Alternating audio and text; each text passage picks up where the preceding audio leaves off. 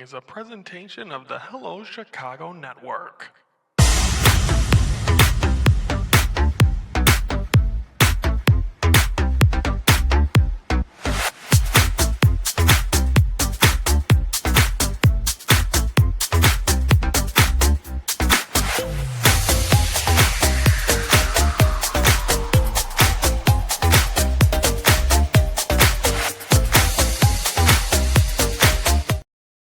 Hello, Chicago Network is on the air. Hello, everybody. I'm Ryan Yanushadis, and it's time to focus for this Friday, November the 14th. Let's get right into it. And my name wasn't even up there to start. I am the owner of Hello Chicago Network and Raise the Bar TV. So glad you could join us here on this Friday, getting you ready for the weekend. We're less than 2 weeks away from the best holiday of the year, Thanksgiving. So I'm trying to eat healthier and exercise better. I want to get down to 200 pounds before the end of the new year. It's been a while since right before COVID, I was able to do that, but we'll see if I can get back down there. But so far, so good. I'm on the right track to, as of right now, January 1st. We'll keep you updated. I'm kind of recording my my gains or my subtractions, I guess you should say. So we'll talk about that getting into 2026. But first, let's start this thing off. The reason I deny the inevitable is we're going to talk about the Chicago Bulls.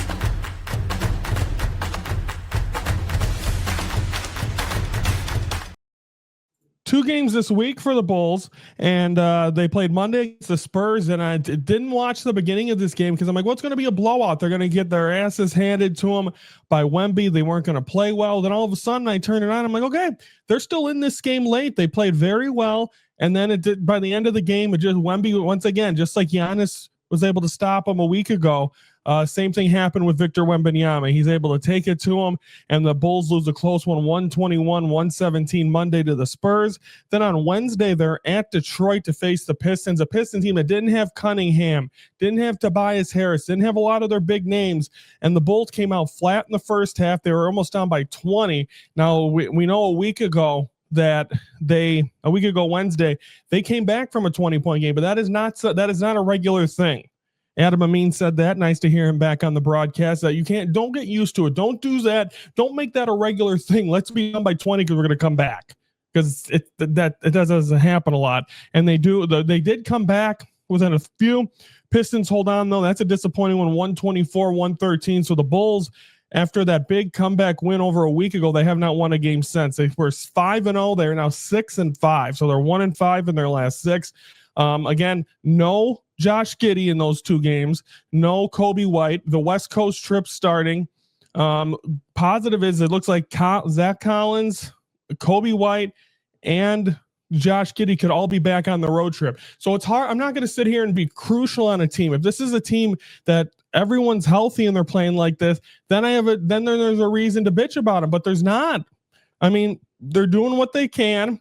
Once Vooch has taken a step back. He was really good in the hot stretch of the season. Now all of a sudden he's kind of just been like, ugh.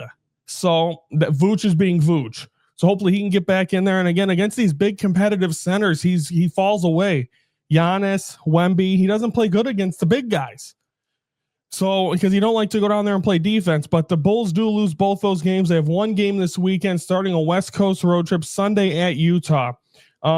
I believe Markkanen's still on that team. Anytime the Bulls play Lauri Markkanen, he goes off. So if he's still on the Utah Jazz, always bet the over, because for some reason he comes out and shoves against his former team. So the Bulls lose both games. They've lost 4 in a row. Now it's time to try to get back to the winning ways. We'll see. Again, full practice. I believe contact as well for Kobe White and Giddey. They wanted to give him that day in Detroit because they don't play till Sunday, to give him that extra time. So hopefully when we start this West Coast rep, hopefully when we talk on Monday, the Bulls will have and we can slowly start to process and see where this team is at right now, because this is not the Chicago Bulls. Everyone's laughing. Oh, you guys were bragging about being, their team's not on the floor. Their team wasn't even on the floor when they were 5-0. So we'll see what happens there. So at Utah, 7 a.m. Chicago Sports Network. We're taking time out. here on the Hello Chicago Network. When we come back, we're going to talk about the Blackhawks who had one game this week. That's next on the Hello Chicago Network. And both times when I've said this season is over, you've seen Caleb Williams be able to get down the field and get the touchdown to win the game. Great job. Yes, there's something. Yes, drop passes by the receivers is what hurt this team as well. The weather conditions. I know there's a lot of things in play where if they did lose, but they didn't. Second week in a row, this team banded together and is able to win this football game. And the Bears are 6-3. They didn't even have 6 wins all of last year. 6 wins. And now I think the golden number with the NFC this year is going to be 10. The boys are back in town. The boys are back in town. I said the boys are back in town. The boys are back in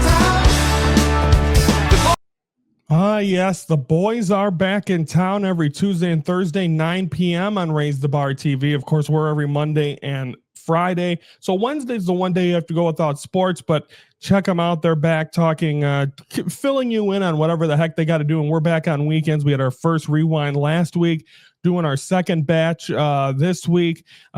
Saturday and Sunday, our last week of John Cena rewinds. We've been doing it all year long, his final week. And then, of course, we're going to recap his final match. We'll be live on Raise the Bar TV on Saturday, December 13th. So getting ready for all that. Plus, we got pay-per-views coming up. So a lot of stuff happening for Ringside Report every Saturday and Sunday. This week, Saturday and Sunday, noon Central. Okay, now it's time to get into the Blackhawks.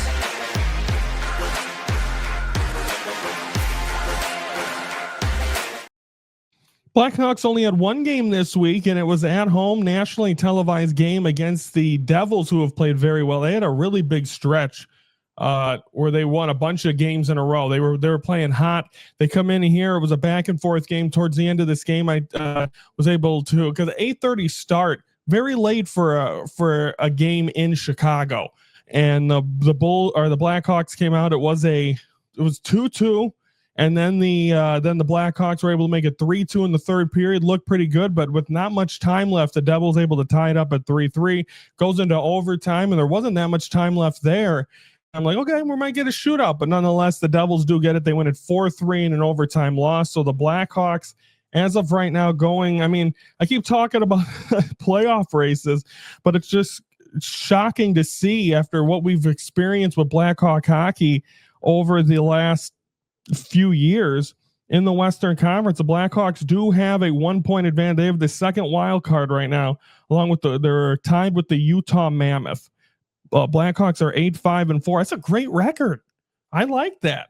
I mean, you got teams that are Anaheim's 11-4-1. Of course, they got the former coach Joel Quenneville. The Kings are 8-5-4, and Colorado's 11-1-5. So they're the best team in the Central. And the Blackhawks 8-5-4 sign up. Let's see if they can continue to do that this weekend. They're hosting the Maple Leafs Saturday, 6 p.m. start at the Madhouse. So we'll see if the Blackhawks will be able to continue to keep things going. I always say, I mean, it's a positive thing when you can be able to get it into when you can get it into overtime, at least get a point. And that's what they're able to do. They're not getting blown out in games, and they're getting it to where at least you keep racking up those points, because they're going to add up. Because what was that? A couple of years ago, they went to start off like 0-12, didn't have a snowball's chance in hell after that. So we'll see what they're going to be able to do here this year, as we're already less than 2 weeks away from Thanksgiving.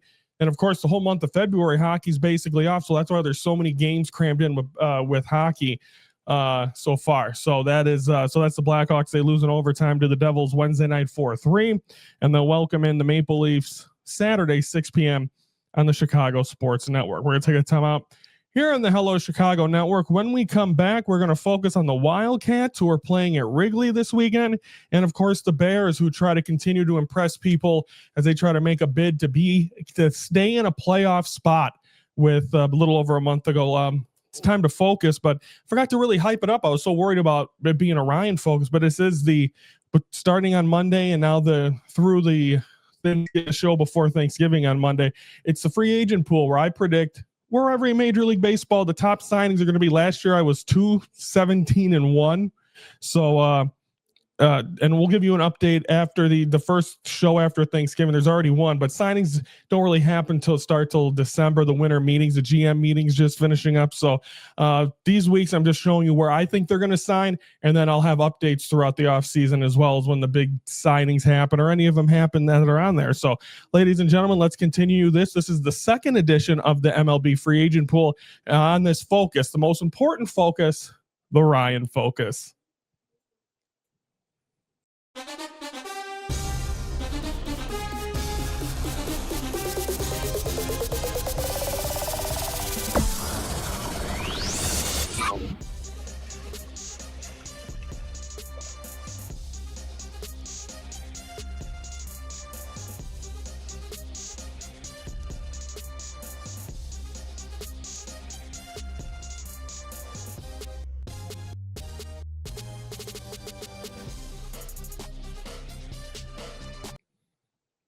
Okay, you saw right there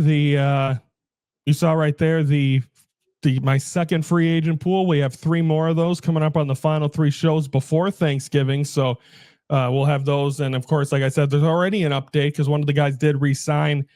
So we'll talk about that coming up. But again, free agent pool, I do terrible at these, but if you want to try to place a bet and think I have it, go for it. And we're going from the least popular free agents to the most popular. Like the Kyle Tucker one will be the Monday before, a week from Monday. Okay, now let's start this thing off with some Wildcats.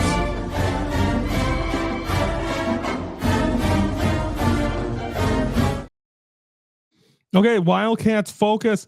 As the Northwestern getting ready to do battle with Michigan. That'll be at Wrigley Field. First of 2 games they're going to play there. Bad memories for me last year. Brandon and I went to the game. I got food poisoning. It was freezing cold. Went home. I was shaking. For about 10 minutes, I accepted the fate that I was going to die. But everything was okay. Just a miserable day, and they lost. But again, 3 games left for the Northwestern Wildcats. You get 1 more win, and at least we can talk about a bowl. So it'd be exciting to do for the Northwestern Wildcats. Obviously, Preston Stone's been great. Komolafe's been great. The defense has played well at times, but again, they're facing another ranked team, and Michigan's good. This 11 a.m. start on Fox, I believe. Big noon kickoff is going to be there. So this is a big hyped game, and of course, being at Wrigley Field. And so it's going to be exciting to see how this team can play, how they're going to be able to step up. Can they get it? You'd love to see them get that big win over a ranked team. We'll see if playing at Wrigley Field in a different environment affects Michigan. We'll see if that'll be the case. And of course, Jim Harbaugh as the head coach. They have 1 more next week at, I believe, is it Ohio State? They got 1 more at Wrigley, and then they'll finish off the year in Illinois. So it's not going to be easy to get that last win for Northwestern. We'll see if they can get it. The announcers on the game last week said, I have a feeling they're going to get it, but where? So they're going to have to come out and show up. So we'll see if they'll be able to do that. So Wildcats host Michigan, 11 a.m. Saturday on Fox from Wrigley Field, the friendly confines. Looking forward to seeing that. Now we got the Northwestern done. Now let's preview the, as of right now, playoff bound Bears.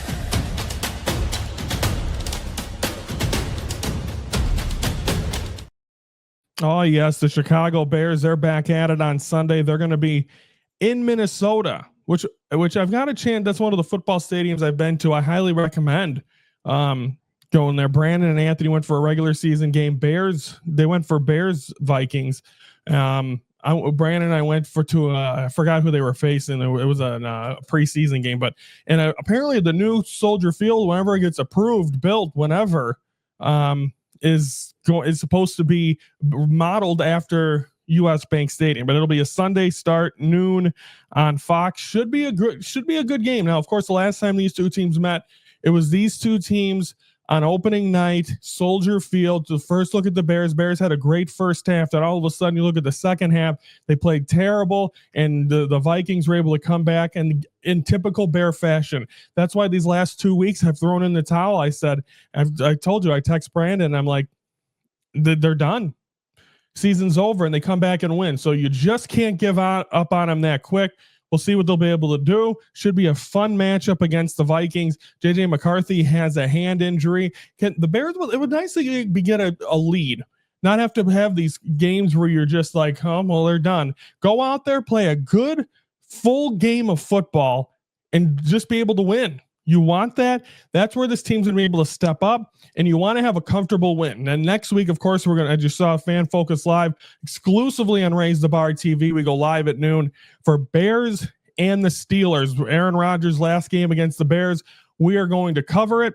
Well, I'll be sitting there. We'll actually be showing the game because it'll be only on Raise the Bar TV. When it's a Friday one and an actual show, we'll air it on Hello Chicago Network's YouTube channel. So don't forget about that. And of course, I'll probably have clips, and hopefully it's positive ones against Aaron Rodgers and the Steelers. So the Bears and the Vikings should be a good matchup. Hopefully the Bears come out and play strong. Like I said, you want to go out there. I'm saying go out there, get a lead early. Don't let it down, and just put your foot on the gas pedal. People are starting to think you're a playoff caliber team. Go out. This is the last place team. You can clinch last place for the Minnesota Vikings with a loss here. Just take advantage, do it, and play well. And then you never know. You never know what else can happen. I mean, they're going into this week. How many times have we said this? They're ahead of the Packers going into the week. So we'll see what happens as the sky's falling in Green Bay. But they face the Giants this week. Bears just dealt with that, got that done. See what'll happen. So it'll be Bears, Vikings, noon on Fox. Preview for Monday's show. We'll open up recapping the Bears and Northwestern, talking Blackhawks and Bulls. So that's all coming up on Monday's show. Don't forget to like the video if you like what you hear. Subscribe to the Hello Chicago Network YouTube channel. Every Monday and Friday, 3:12 Central, we are focusing on Chicago sports. So that's exciting as well. So everyone have a great weekend. One of the times I gas myself, I usually don't do this anymore, but I keep talking and talking. But I did. So gas myself. So everyone have a great weekend. We're back Monday, 3:12 Central. Enjoy all the sports. If you're going out to Wrigley for Northwestern, it's a great experience. I highly recommend it. Shout out to my cousin Mitch. He works for the chain game there as well. So he offered me tickets. I never got back to him, but I just have bad feelings from last year. So I'm going to take a year off. So everyone have a great weekend. We'll see you Monday. Hopefully some positive in the city of Chicago. We've had a couple of good weeks. Hopefully the Bears can keep the positive juices alive. I'm Ryan Yanishadas from the Hello Chicago Network. We're the focus of Chicago sports. This will be legit. This is the first time I'm actually putting it on. And now I feel like I'm in the middle of a press conference where they sit and wait. But I haven't tried this on. Looks good. Feels good.